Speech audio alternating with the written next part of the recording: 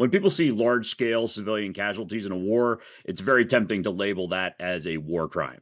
This even applies to a lot of military operations conducted by the United States. Frankfurt, Dresden, Tokyo, Hiroshima, Nagasaki. But you need to take a closer look at those situations because the law here is not what most people think. Hi, I'm Nate Charles, and welcome back to the Rule of Law Brief.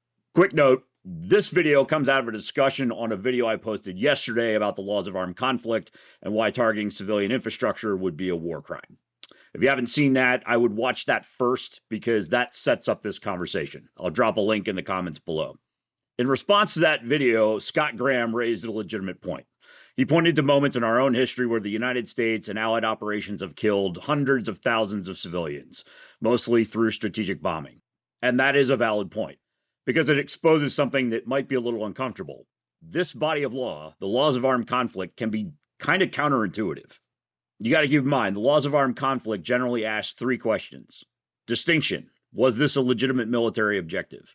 Proportionality: was the civilian harm excessive relative to the military advantage? And most importantly, intent: were civilians being targeted as civilians?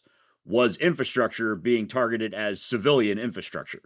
And it's that last one where most people get this wrong. The examples that Scott raised, Frankfurt, Dresden, Tokyo, Hiroshima, Nagasaki, are somewhat extreme examples of how these questions can be resolved. Because the actual DIMPs, the direct munitions points of impact that were being targeted in those operations, were not civilian targets. They were industrial centers, transportation hubs, and war-supported infrastructure. So under the law, they were valid military objectives, which means that even with the massive civilian casualties that came along with those operations, those deaths were analyzed as collateral damage, not automatically war crimes. But again, proportionality is one of those major questions that we have to ask. And this is where Scott's point becomes even more relevant in the modern era. Since 1945, and especially after the 1949 Geneva Conventions, there's been a much greater emphasis on proportionality in the laws of armed conflict. And that shift tracks with reality. We now have far more precise weapons, better intelligence, and better targeting. There's no coincidence here. As the targeting technology has improved, expectations on proportionality have also changed. Take the Norden bomb sight during World War II. It was the first widely used system that attempted precision bombing using a mechanical computer. It didn't make bombing precise by modern standards, but it did reflect something important: the expectation that you should be able to hit what you're aiming at. And once that expectation exists, the law follows it. Because one of the factors in the proportionality analysis is the feasibility of your capabilities. As your ability to deliver munitions precisely improves, the legal margin for error shrinks.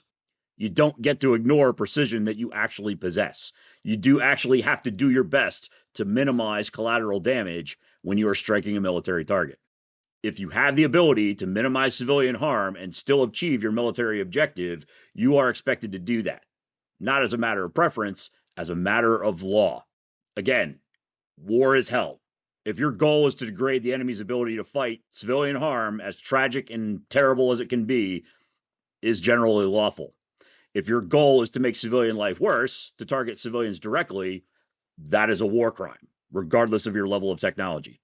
This creates a slightly uncomfortable situation in which the same weapons causing the same destruction, but with different intent, can lead to different legal outcomes under the laws of armed conflict. So Scott Graham's point lands.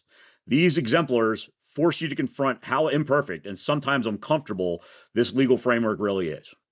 But if you want to apply the law of armed conflict correctly, you have to ask the right questions. Not just what happened, but what was the objective, and was that objective feasible? War is terrible.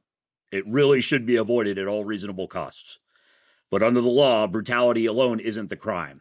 Ignoring limits when you don't have to is.